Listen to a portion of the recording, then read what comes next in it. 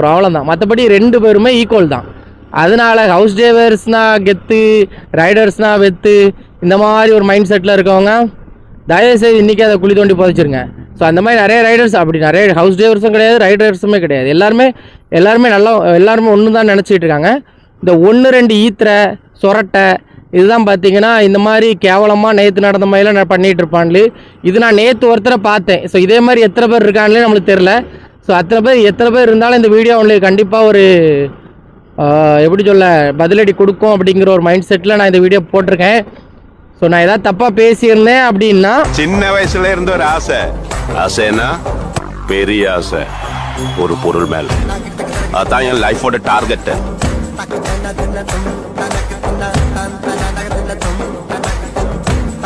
So back to ஸ்டோரிங்க. So திரும்ப ஸ்டோரிக்குள்ளே போயிடுவோமா?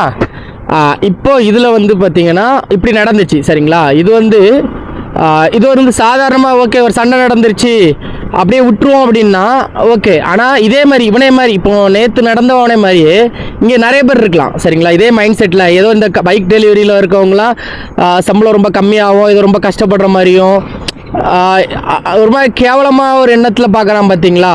ஸோ அப்படிப்பட்ட டிரைவருக்கு நம்ம ஏதாவது ஒன்று சொல்லிக் கொடுக்கணும் சரிங்களா, ஏதாவது ஒன்று காமிக்கணும். அதனால தான் இந்த ஃபஸ்ட் இந்த கதையை சொல்லிக்கிட்டேன். ஏன்னா நிறைய ஹவுஸ் டிரைவர்ஸ் தப்பாக நினைக்க விடாதெல்லாம், என்னடா இப்படி வீடியோ போடுறான் இந்த பையன் டிரைவர்ஸை பற்றி இப்படி வீடியோ போடுறான்னா, இந்த சண்டை காரணம் இதுதான் சரிங்களா. இந்த வீடியோ காரணம் இப்போ நான் நேற்று நடந்த இந்த சண்டை தான். இப்போது எந்த ஒரு விதத்தில் கார் டிரைவரை விட பைக் டிரைவர் வந்து குறைஞ்சவங்க அப்படின்னு எனக்கு தெரியல சரிங்களா.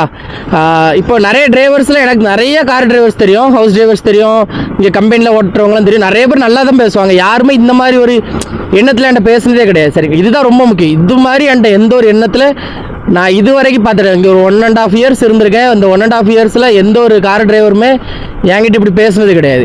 தம்பி நீங்கள் இந்த மாதிரி வேலை பார்க்குறது தப்பு, ஒரு மாதிரி கேவலமான வேலை, அந்த மாதிரிலாம் யாருமே பேசினது கிடையாது. சம்பளத்துலேயும் நாங்கள் ஈக்குவல் தாங்க சரிங்களா. 1-2 கஃபீல் பைக் டெலிவரியில் பண்ணுறவங்களுக்கு 1-2 கஃபீல் வந்து பார்த்தீங்கன்னா உண்மையாகவே 1-2 கஃபீல் வந்து 1500 1600 கொடுக்குறாங்க பைக்குக்கு. ஆனால் அதே மாதிரி காருக்குமே 1500 கொடுக்குற சம்பளம் கொடுக்குற ஹவுஸ் டிரைவர்லாம் எனக்கு தெரிஞ்சவங்க இருக்காங்க, நிறைய பேர் இருக்காங்க. 8 வருஷமாக இங்கே வேலை பார்க்குறாரு ஒரு அண்ணன் சரிங்களா. நான் எப்போவுமே சாப்பிட போவேன் இந்த நர்ஜிஸ் பக்கத்தில், அங்கே ஒரு அண்ணன் வருவாங்க சரிங்களா. நான் நிறைய வாட்டி அவரை மீட் பண்ணியிருக்கேன். அவர்கிட்ட நான் ஃபஸ்ட் டைம் கேட்கும்போதே அதை சொன்னது தான், அடிக்கலாம் கேட்க மாட்டேன். ஏன்னா உங்கள் சம்பளம் எவ்வளோலாம் ஃபஸ்ட் டைம் கேட்கும்போதே சொல்லியிருக்கேன், தம்பி 8 வருஷமாக ஆச்சுமா நான் இங்கே வந்து. ஸோ நான் ஃபஸ்ட்டு வரும்போது பார்த்தீங்கன்னா 1100 சம்பளமா, இப்போ 1600 சம்பளம், சாப்பாடு நம்ம தான் பார்த்துக்கணுமா அப்படின்னு சொன்னார் சரிங்களா. அப்போது எனக்கு தெரிஞ்ச டிரைவர்ஸே 1500 சம்பளம் வாங்குறவங்க இருக்காங்க. அதேமாதிரி எனக்கு தெரிஞ்ச ரைடர்ஸுமே பைக் ரைடர்ஸ் டெலிவரி பாய்ஸ் பண்ணுறாங்களா 1500 சம்பளம் வாங்குறவங்களும் இருக்காங்க. அப்போது கார் டிரைவர்ஸ்லேயுமே கம்மியான சம்பளம் வாங்குறவங்களும் இருக்காங்க, பைக் டெலிவரிஸ்லேயும் கம்மியான சம்பளம் இருக்காங்க. எனக்கு தெரிஞ்சு சரிங்களா, எனக்கு தெரிஞ்சு கார் ரைடர்ஸில் car driver home delivery I mean house driver இருக்காங்க பார்த்தீங்களா, அதில் அதிகமாக சம்பளம் வாங்குறவங்களே நான் பார்த்துருக்கேன். மாதம் 3200 சம்பளம் வாங்குறவரான்னு நான் பார்த்துருக்கேன். ஆமாம், அதுக்கு மேலே வாங்கலாம். இப்போ நீங்கள் வீடியோ பார்க்குற ஏதாவது ஹவுஸ் டிரைவர்ஸ் அதுக்கு மேலே வாங்குறதுக்கு வாய்ப்பு இருக்குது. ஆனால் நான் பார்த்தது தான் நான் சொல்ல முடியும். ஸோ நான் பார்த்துருக்கேன். அவங்க வந்து 3200 சம்பளம், சாப்பாடு அவங்க தான் பார்த்துக்கணும் சரிங்களா. அந்த மாதிரி இருக்குது. எனக்கு தெரிஞ்ச ரைடர்ஸ் பைக் ரைடர்ஸ் சரிங்களா, எனக்கு தெரிஞ்ச பைக் ரைடர்ஸ் 3200 சம்பளம் வாங்குறவங்கள நான் பார்த்துருக்கேன் சரிங்களா. அதனால் இப்போது என்னால் அதை ப்ரூவ் பண்ணி காமிக்க முடியும்.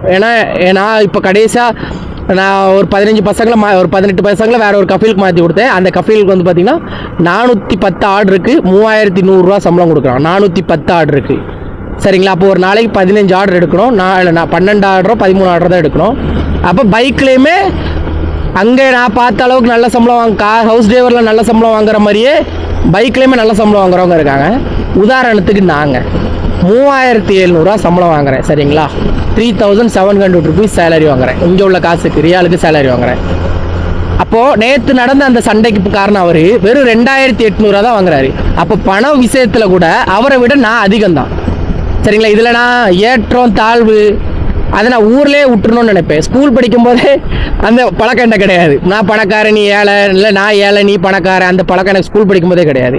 எல்லாருமே எனக்கு ஒரே ஆள் தான். தப்புனா தப்பு தான், ஃப்ரெண்டுனா ஃப்ரெண்டு தான், அவ்வளோதான், அந்த கதை தான் சரிங்களா. அப்போது அவரோட கண்ணோட்டத்தில் சம்பளத்தில் கம்மி கூட நாங்கள் கிடையாது சரிங்களா. சம்பளத்தில் நாங்கள் கம்மி கிடையாது. நீங்கள் பார்க்குற அதே வேலையை தான் நாங்களும் பார்க்கோம். நீங்களும் உங்களோட வீட்டில் உள்ளவங்கள நீங்கள் அந்த ஹவுஸில் வேலை பார்க்குறவங்கள வெளியே கூட்டு போகிறீங்க, அவங்க வீட்டுக்கு ஏதாவது ஜாமான் வாங்கணுன்னா வாங்கி கொடுக்குறீங்க. சேம் தான் நாங்கள் ஜாமான் மட்டும் வாங்கி கொடுக்குறோம். ஸோ அப்போது எல்லாருமே ஒன்று தான், சரிங்களா? நான் கடைசியாக அவர்கிட்ட ஒன்று சொன்னேன், ஐ மீன் அந்த சண்டை போட்டவர்கிட்ட அந்த தாத்தாட்டே ஒன்று சொன்னேன், நீங்களும் பிழைக்கிறதுக்கு தான் வந்திருக்கீங்க, நானும் பிழைக்கிறதுக்கு தான் வந்திருக்கேன். பிழைக்க வந்த இடத்துல என்ன பெருமை? நீங்கள் கார் டிரைவரும் நான் ஹவுஸ் டிரைவரும் நாங்கள் டெலிவரிங்கிற என்ன பெருமைண்ணா? நீங்களும் உங்கள் குடும்பத்தை விட்டு வந்திருக்கீங்க, நானே என் குடும்பத்தை விட்டு இங்கே வந்திருக்கோம்.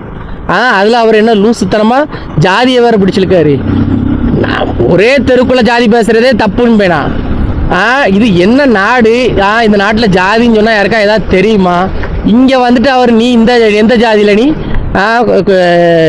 அவர் வார்த்தை விட்டார், அது ஒரு ஜாதி பேர் சொன்னார். அப்போ நான் சொல்கிறேன் அந்த ஜாதியாகவே நான் இருக்கட்டோன்னே, ஆனால் என்னோட சிந்தனை எப்படின்னா இருக்குது அப்படின்னு அந்த தாத்தாடையும் சொன்னேன், அவர் காதில் படுற மாதிரியே தான் சொன்னேன். அப்போ அதே தான் நான் உங்கள்கிட்டையும் சொல்கிறேன். நீங்கள் ஒரு ஹவுஸ் டிரைவர், சரிங்களா? சரி, ஓகே, கொஞ்சம் டீசெண்டான வேலைன்னு வச்சுக்கோங்க. ஏன்னா கொஞ்சம் ஏசிலே இருக்கிறீங்க, காரில் வெளியே போயிட்டு வரீங்க, ஓகே, நான் ஒத்துக்கிடுறேன். ஆனால் நாங்கள் மட்டம் கிடையாது, அதுதான் முக்கியம். இப்போ பைக் டெலிவரி பண்ணுறோன்னா எல்லாரும் மட்டம் கிடையாது. இப்போ நீங்கள் சொல்லுவீங்க பெங்காலிக்காரன் வரான்ல அவங்களால தான் பிரச்சனைனா, அதேமாதிரி பெங்காலிக்காரன் ஹவுஸ் டிரைவர்ஸ் இருக்கான்ல அவங்களால பிரச்சனையே வந்தே கிடையாதா? இந்தியன்ஸ் விட்டுருங்க, சரிங்களா? இந்தியன்ஸை விட்டுருங்க. இந்தியன் கார் டிரைவர் நல்லா ஓட்டுறீங்க, ஹெவி தான், பெரிய ஆட்கள் தான், ஒத்துக்கிடுறேன். எல்லா ஹவுஸ் டிரைவருமே ஒரே மாதிரியா இருக்கீங்க, அதேமாதிரி தான் எல்லா பைக் டிரைவர்ஸும் ஒரே மாதிரி கிடையாது. இன்னி வரைக்கும் நான் ரூல்ஸ் ஃபாலோ பண்ணி தான் வண்டி ஓட்டுறேன். இந்தியன்ஸ் ஃபாலோ பண்ணி ஓட்டலாம், பெங்காலி அப்படி ஓட்ட மாட்டாங்க, பைக்கில் ஓட்ட மாட்டான்லு, ஹிந்திக்காரன்லாம் அப்படி ஓட்ட மாட்டான்லு, ஒரு மாதிரி தான் ஓட்டுவான்லு. அதுக்கு எல்லாத்தையும் நம்ம கம்பேர் பண்ணி பேச முடியாது. அதுதான் அதே மாதிரி இந்த பொழப்பு நாய் பொழப்பான்னு கேட்டால் அது கிடையாது, அப்படி கிடையாது.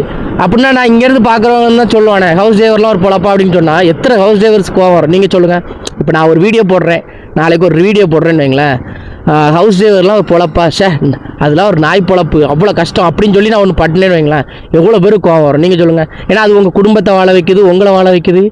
அப்படிங்கும்போது நில்லுங்க, கஸ்டமர் லொக்கேஷன் வந்துட்டேன். எப்போ பேசுகிறேன் எப்போ வந்தனே தெரில.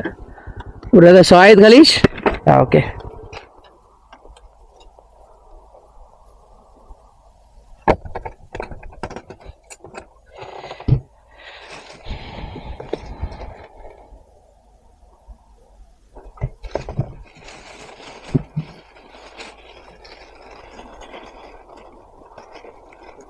Welcome sir.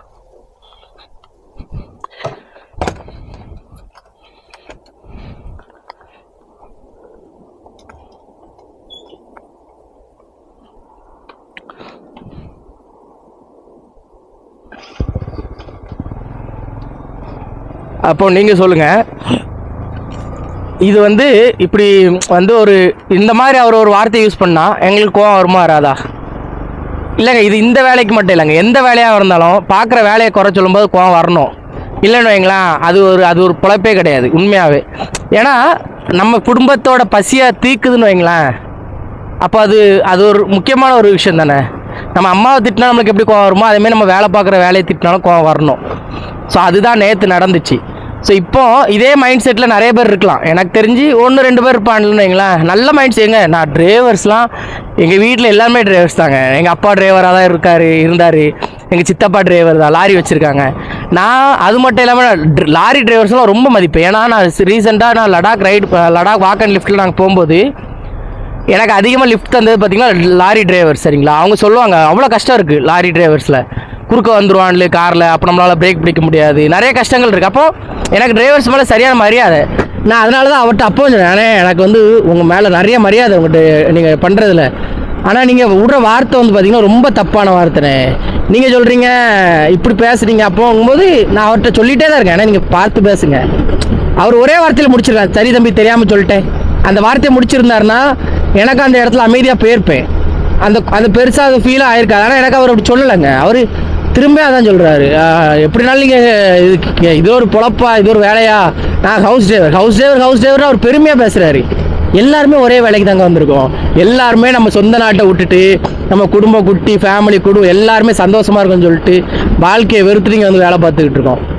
அப்படிங்கும்போது இதில் என்ன பெருமைன்னு தெரில.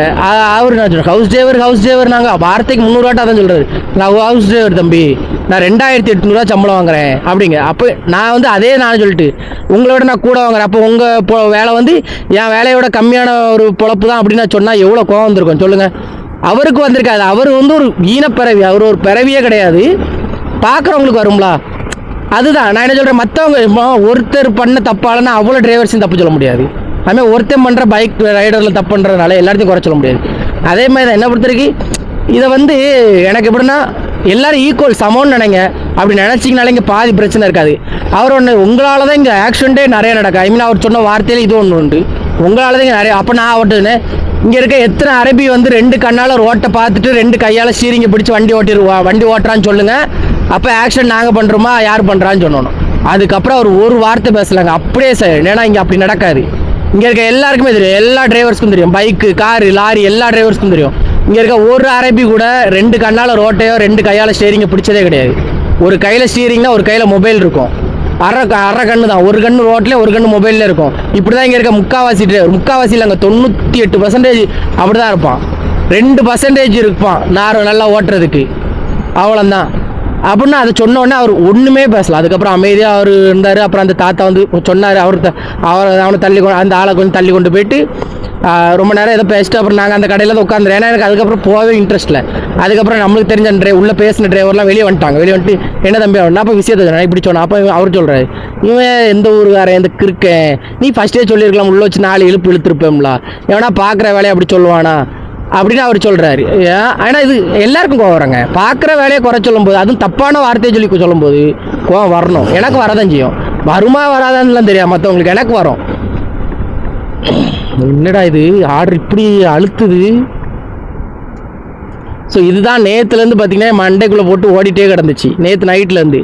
அப்போ நான் இதை வந்து ஒரு வீடியோவை போடணும். ஏன்னா நான் நேற்று போட்டிருந்தோடனே எனக்கு இன்னைக்கு காலையில் ஒரு டிரைவர் அண்ணன் அதை பார்த்துட்டு தான் ஃபோன் அடித்தார். என்ன தம்பி என்ன பிரச்சனைன்னாரு. அப்போ விஷயத்தை அவர்கிட்ட சொன்னேன், ஆனால் இப்படி நைட்டு சாட போயிருந்தோண்ணே அப்படின்னு. எந்த ஹோட்டல் தம்பி, நம்ம ஹோட்டலாக அப்படின்னாரு. இல்லைண்ணே இது கீழே திரியா போயிருந்தேன், அவர் மலாஸ் போல அந்த டிரைவரு அங்கே வந்தபோது சாப்பிட்ருப்பார் போல் அப்படின்னேன்.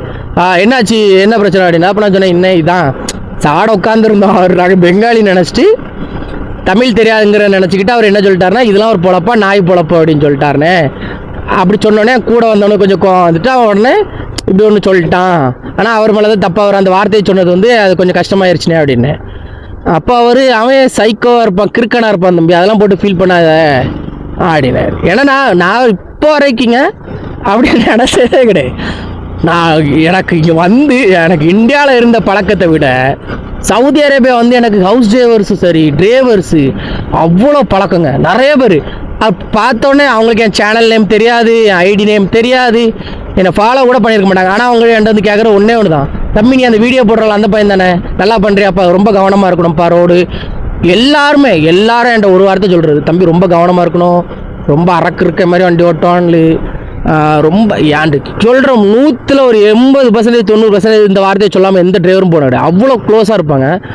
பட் நேற்று இந்த மாதிரி நடந்தால் இந்த அண்ணன் சொன்னோன்னா அவர் சொன்னார், தம்பி விடு, இன்னொரு நாள் எங்கேயா பார்த்தா அண்ணனுக்கு ஒரு ஃபோன் போடு, இனிக்கி விட்டுருவோம் அவனை, ஒன்றும் பிரச்சனை இல்லை, எந்த ஒரு காரம் அப்படின்னாரு. அவனை திண்டிவனம்னு சொல்லிட்டு அவருக்கு பெருமையை பேசிக்கிட்டாரு.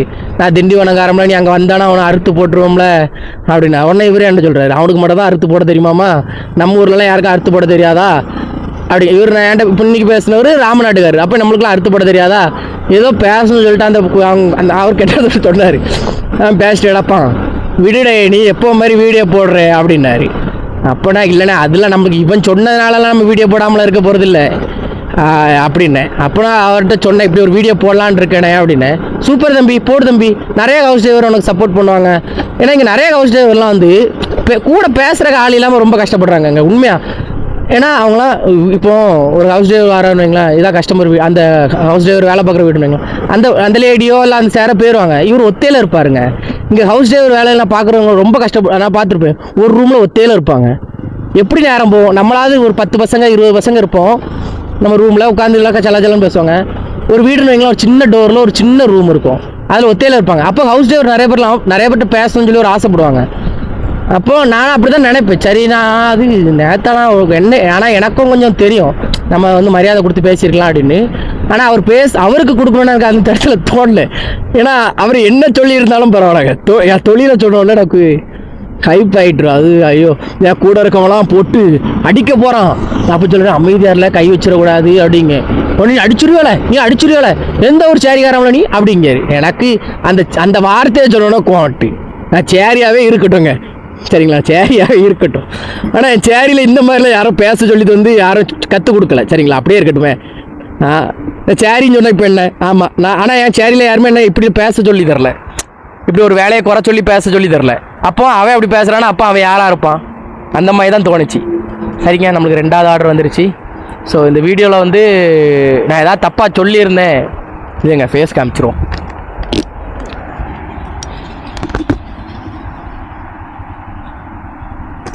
தெரியுதா? ஸோ இந்த வீடியோவில் வந்து நான் ஏதாவது தப்பாக பேசியிருந்தேன் அப்படின்னா சொல்லுங்க, கமெண்ட் பாக்ஸில் கமெண்ட் பண்ணுங்க. தம்பி இல்லை தம்பி, இந்த லைனில் தப்பாக பேசிட்டேன் அப்படின்னா நான் இந்த வீடியோ டிலேட் பண்ணிடுங்க, மன்னிப்பு கேட்டே வீடியோ போட்டுருவோம், ஒன்றும் பிரச்சனை கிடையாது. ஆனால் எனக்கு தெரியும், எனக்கு மனசாட்சிப்படி நேற்று நடந்ததை வச்சு சொல்லும்போது என் சைடில் ஒரு பர்சன்டேஜ் கூட தப்பு கிடையாது. அவர் என் தொழிலை குறை சொல்லும் போது, ஏன்னா நான் அவர்கிட்ட மொதவாட்டே அவர் சொல்லும் போது நான் சொல்கிறேன், ஏன்னா எப்படி சொல்கிறீங்க, அதுக்கப்புறம் தான் என் ஃப்ரெண்டு வந்து அந்த வார்த்தையை விடுறான், இவன் யாரில் கிரிக்கெட் அப்படி சொல்கிறான். அப்படிங்கும்போது அவராது அடுத்தது நார்மலாக பேசியிருந்தாருன்னா அந்த சீனாவில் ஆயிருக்காது. ஆனால் அவர் திரும்ப அதே அழுத்தி சொல்லும் போது தான் சண்டை காரணம். இது எப்படி சொல்லணும்னா, உங்களுக்கு தெரியும், உங்கள் மனசாட்சிக்கு தெரியும், நான் சொன்னதை வச்சு உங்களுக்கு தெரிஞ்சிருக்கோம். இல்லை ஏதாவது நான் தப்பாக சொல்லியிருந்தேன்னா சொல்லுங்கள், கரெக்டாக சொல்லியிருந்தேன்னா ஆதரவு கொடுங்க, உங்களோட மனசில் இருக்கிறத கமெண்டில் கொண்டு வாங்க. அப்படி கொண்டு வரும்போது இதை பார்க்குற மற்ற டிரைவர்ஸுக்கு ஆமாம் நம்ம ஏன் அப்படி நினைக்கிறோம், எல்லாரும் நம்மளுக்கு ஈக்குவல் தானே, சமம் தானே. ஏன்னா நம்ம வந்து ஒரு ஜாதி இல்லை மதம் இல்லைங்கிற ஒரு நாட்டிலேருந்து வந்திருக்கோம். நான் இந்தியாவை சொல்ல, தமிழ்நாட்டில் தான் சொல்லுவேன். அப்படி பார்க்காம தான் இப்போ வரைக்கும் நம்ம இருக்கோம். ஏன்னா ஸ்கூலில் ஒன்றா படிக்கிறோம், கோயிலுக்கு ஒன்றா போகிறோம், சரிங்களா, இந்த மாதிரி இருக்கும், எல்லா இடத்துக்கும் ஒன்றா போகிறோம். இல்லை நான் அந்த மாதிரி இருந்தால் என் ஜாதி தான் பெருசுனா நினச்சிருந்தேன்னா நான் கோயிலுக்கு வர மாட்டேன், என் ஜாதி தான் பெருசுனா நான் ஸ்கூலுக்கு போக மாட்டேன். ஆனால் நம்ம போகிறோம்ல, எல்லோரும் ஒன்றா தானே இருக்கும், ஒரே கிளாஸில் தான் இருக்கும், ஒரே ஸ்கூலில் தான் இருக்கும், ஒரே ஆஃபீஸில் தான் வேலை பார்த்தோம். அப்படிங்கும்போது ஜாதியிலே நம்ம ஒன்றா இருக்கோம். அப்படிங்கும்போது வேலையிலே எல்லோரும் ஒன்றுன்னு நினச்சா கொஞ்சம் சந்தோஷம். அதேமாதிரி எந்த ஒரு டெலிவரி பாய்ஸுமே பார்த்தீங்கன்னா கம்மியான சம்பளத்துலேயே எங்கள் கஷ்டமும் படலை, எல்லாருமே நல்லா தான் இருக்கும். எல்லாருக்குமே பேசிக் சேலரி ஒரு 1500 ரியால் கொடுக்கும். ஹவுஸ் டிரைவருக்குமே பேசிக் சேலரி 1500 ரியால் வாங்குறவங்களாம் இருக்கிறாங்க. அப்படிங்கும்போது ஹவுஸ் டிரைவருக்கும் பைக் டெலிவரியில் யாரும் பெரிய ஆள் யார் சின்ன ஆள்லாம் கிடையாது. என்ன பொறுத்த வரைக்கும் எல்லாரும் சமம் தான். இது யார் மனசே கஷ்டப்படுத்தியிருக்காருன்னு எனக்கு இந்த பதிவு, இந்த வீடியோ யார் மனசே கஷ்டப்படுத்தியிருக்காது. மேபி படுத்தி இருந்தனா என்ன மன்னிச்சிருங்க. அப்படி படுத்தி இருந்தனா அப்போ உங்கள் சைடில் ஏதோ பிரச்சனை இருக்குன்னு அர்த்தம். அப்போ நீங்களும் ஏதோ எங்களை கொஞ்சம் இலக்காரமாக தான் பார்க்குறீங்கிற மாதிரி ஒரு மைண்ட் செட். ஏன்னா தப்பாக நினைக்க மாட்டாங்க, நிறைய பேர் தப்பாக நினைக்க மாட்டாங்க. ஆமாம், அந்த பையன் சொல்கிற கரெக்டு தானே அப்படிங்கிற மாதிரி இருக்கும். தப்பாக நினச்சிங்கன்னா மன்னிச்சிருங்க. நான் அந்த ஆளை பார்த்தாலே கண்டிப்பாக இன்னொரு தடவை நான் மன்னிப்பு கேட்கணும். ஏன்னா நான் வந்து என்னதான் இருந்தாலும் எனக்கு மரியாதை, பெரியவங்களுக்கு மரியாதை கொடுத்து பேசணுங்கிற ஒரு வளர்த்துருக்காங்க எங்கள் வீட்டில். கண்டிப்பாக அவர் நான் பார்த்த இன்னொரு வாட்டி நான் மன்னிப்பு கேட்டேன். ஆனால் இன்னைக்கு தப்பாக மரியாதைலாம் பேசுனாங்க, மன்னிச்சிருக்கேன்னு கேட்பேன். பட் அவர் வாயிலேருந்து கண்டிப்பாக மன்னிப்புங்கிற வார்த்தையை வர வாய்ப்பேன். மலாசு கண்டிப்பாக வருவேன், அதுதான் முக்கியம். மலாஸ் ரொம்ப தூரம்லாம் இல்லை, நம்மளுக்கு இங்கே தான் பார்க்க, நம்ம அடிக்கடி போயிருக்கேன். இது இந்தியா இல்லை, அதான் ஒரு விஷயம், சரிங்களா. இங்கே நினச்ச உடனே ஒரு ஆள் நம்ம வந்து ஒன்றும் பண்ண முடியாது. இந்தியாவில் நம்ம இன்றைக்கி சம்பவம் பண்ணிட்டு நாளைக்கு போய் ஜெயிலில் போகலாம். ஆனால் இன்னைக்கு இங்கே அப்படி கிடையாது. இங்கே சம்பவம் பண்ணால் இன்றைக்கே ஜெயில், அதான் விஷயம். இது நான் சொல்லும்போது சிரிப்பு தான் வருது. சரி, ஓகேங்க, நம்ம அடுத்து பார்க்கலாம். ஒன்றும் பதிவு பிரச்சனை கிடையாது, ஒன்று பார்க்கலாம். ஆனால் இது வந்து எனக்கு இந்த பதிவு போடும்போது கொஞ்சம் பயமாக தான் இருந்துச்சு ஸ்டார்டிங்கில். போட்டால் எங்கே ஹவுஸ் டிரைவர் நிறைய பேர் நம்மளை தப்பாக நினைப்பாங்களோ அப்படின்னு. ஆனால் பதிவு போட்டு முடிக்கும்போது எனக்கு நம்பிக்கை இருக்குது, கண்டிப்பாக நிறைய பேர் புரிஞ்சுக்கிடுவாங்க, நம்மளை தப்பாக நினைக்க மாட்டாங்கன்னு. பார்க்கலாம், ஒன்றும் பிரச்சனை இல்லை. எல்லாம் மேலே இருக்கோம் பார்த்துக்கிடுவோம். நம்ம மேலே இருக்கோம், கீழே இருக்கோன்னு நம்ம பார்த்துக்கிட்டா மேலே இருக்கோம் நம்மளை பார்த்துக்கிடுவோம். ஓகே, பாய்.